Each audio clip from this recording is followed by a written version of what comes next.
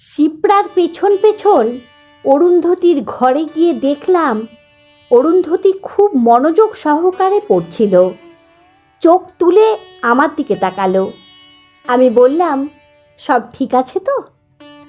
অরুন্ধতী হালকা মাথা নাড়ালো। আমি শিপ্রাকে বললাম, চলো, ও পড়ছে, ওকে ডিস্টার্ব করে লাভ নেই, চলুন বলে শিপ্রা এগোতে লাগলো।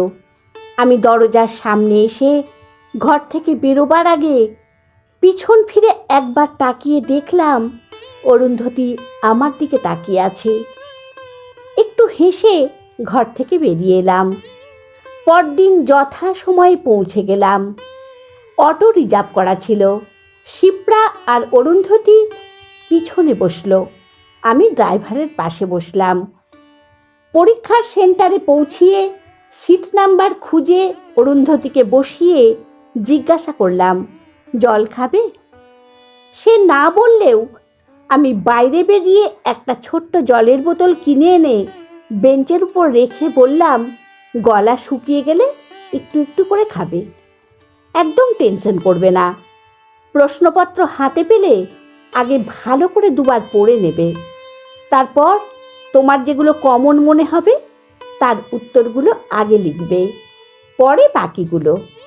ঘন্টা পড়তে বললাম, আমরা গেটের বাইরে অপেক্ষা করব, তোমার পেপার হয়ে গেলে বাইরে এসো। অরুন্ধতী 362 নম্বর পেয়ে ফার্স্ট ডিভিশনে পাশ করে আমার কলেজে বাংলায় অনার্স নিয়ে ভর্তি হয়েছিল। তখন থেকে আমাদের দেখা সাক্ষাৎ মেলামেশাও অনেক বেশি হতো। একদিন অরুন্ধতী আমার হাতে হাত রেখে জিজ্ঞাসা করেছিল, এইভাবে আর কতদিন চলবে?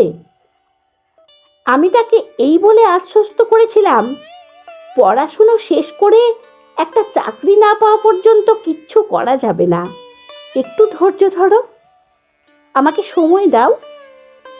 আমাদের এই মেলামেশার খবর যেভাবেই হোক না কেন অরুন্ধতীর বাবা জানতে পারলেন। আমাকে খবর দিয়ে বাড়িতে ডেকে পাঠিয়ে চরম অপমান করে বাড়ি থেকে তাড়িয়ে দেওয়ার আগে উনি বলেছিলেন, এরপরেও যদি তুমি আমার মেয়ের সাথে মেলামেশা করার চেষ্টা করো তাহলে তোমাকে আর তোমার বাবাকে পুলিশ দিয়ে হ্যারাস করাবো। অরুন্ধতীর বাবা এসডিও অফিসের বড়বাবু ছিলেন। পরদিন থেকে অরুন্ধতীর কলেজে আসা বন্ধ হয়ে গেল। এমনকি শিপ্রার সঙ্গে আমার বোনও কোনো যোগাযোগ করতে পারত না। অনেক চেষ্টা করে 6 মাস পর ওদের বাড়ির কাজের মাসির কাছে জানতে পারলাম অরুন্ধতী নার্সিং ট্রেনিংয়ে চলে গেছে। খাঁচায় থাকা পশুর মতো ছটফট করেছি একবার দেখা করার জন্য, কিন্তু অনেক চেষ্টা করেও জানতে পারিনি ট্রেনিং নিতে সে কোথায় গেছে। দাঁতে দাঁত চেপে পড়াশোনার উপর জোর দিয়েছিলাম এই ভেবে ভালো একটা চাকরি আমাকে পেতেই হবে। 2 বছর পর পশ্চিমবঙ্গ গো সম্পদ বিকাশ সংস্থার অ্যাকাউন্টেন্টের পোস্টে জয়েন করলাম। অনেক খোঁজাখুঁজির পর শিয়ালদায় একটা প্রাইভেট মেসে জায়গাও পেয়ে গেলাম। অফিস যাতায়াতের পক্ষে খুব সুবিধে হলো। বাবা মা খুব খুশি। মেসে থাকি, খাওয়া দাওয়ার খুব কষ্ট, এই সব ভেবে বছর যেতে না যেতেই বাবা বিয়ে দেবেন বলে পাত্রী খুঁজতে লাগলেন। বোন মারফত বাবার পাত্রী খোঁজার খবর পেয়ে বাবাকে বললাম, আমি অরুন্ধতীকে ভালোবাসি, যতদিন তার খোঁজ আমি না পাবো ততদিন বিয়ে করব না। বাবা বলেছিলেন, তাহলে কি আমি ওর বাবার সাথে গিয়ে কথা বলবো? আমার ছোট্ট উত্তর ছিল, না। 2 বছর পর খবর পেলাম শিপ্রার বিয়ে। অনেক আশা নিয়ে অরুন্ধতীর সঙ্গে দেখা করব ভেবে অফিস কামাই করে বিয়েবাড়ির আশেপাশে 2 দিন ঘোরাঘুরি করে খোঁজখবর নিয়ে জানলাম অরুন্ধতী বিয়েতে আসেনি। পরে আরও জানতে পারলাম অরুন্ধতী তাদের বাড়ির লোকেদের সঙ্গে কোনো সম্পর্ক রাখে না। পিছন থেকে জানালার ধারে বসা এক ভদ্রলোক আমাকে টোকা দিয়ে ডেকে বললেন, পরের স্টেশনে নামবো, আপনি বসুন। আমি তাকে ধন্যবাদ জানিয়ে বেরোবার জায়গা করে দিয়ে আমার সামনে দাঁড়িয়ে থাকা একজন বয়স্ক ভদ্রমহিলাকে ডেকে বসিয়ে দিলাম। অনেক প্যাসেঞ্জারই নামবে বলে দরজার দিকে এগিয়ে চলেছে। আমিও গুটি গুটি পায়ে এগোতে লাগলাম। আমাকে যে অরুন্ধতির সামনে গিয়ে দাঁড়াতে হবে।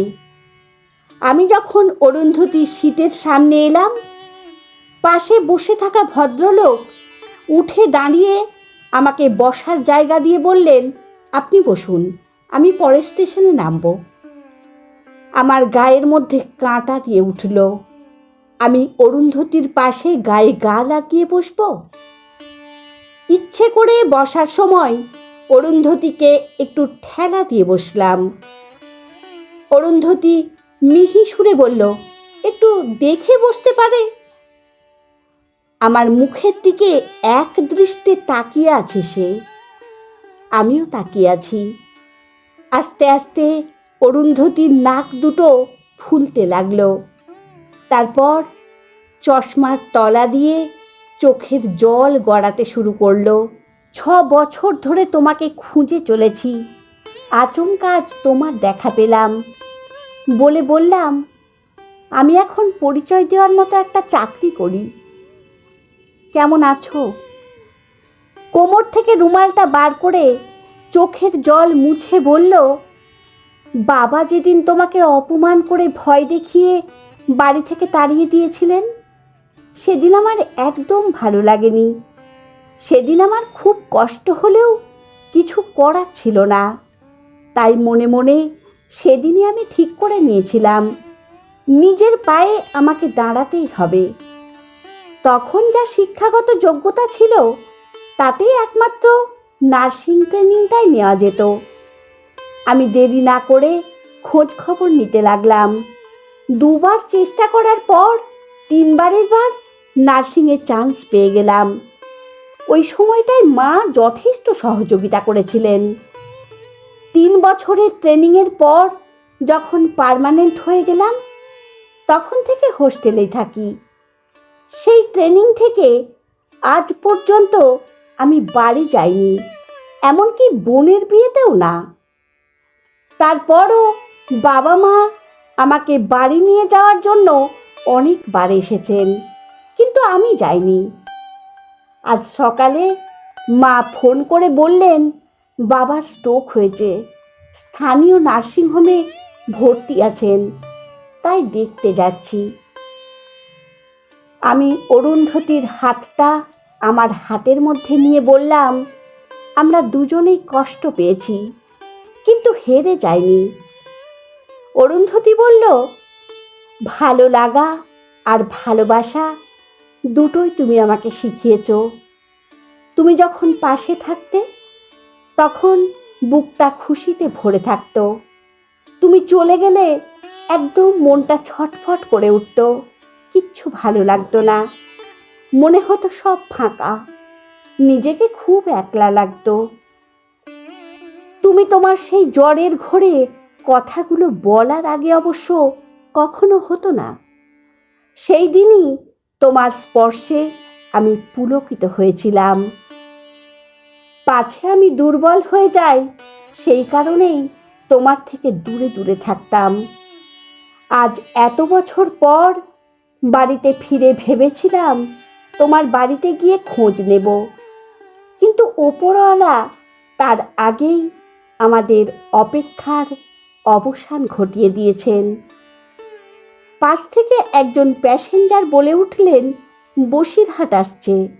আমি উঠে আমার ব্যাগটা পিঠে নিতেই দেখি অরুন্ধতী তার ব্যাগটা নামাচ্ছে। দেখে তার ব্যাগ দুটো নামিয়ে বললাম, তুমি আগে নেমে দাঁড়াও, আমি ব্যাগ দুটো নিয়ে নামছি।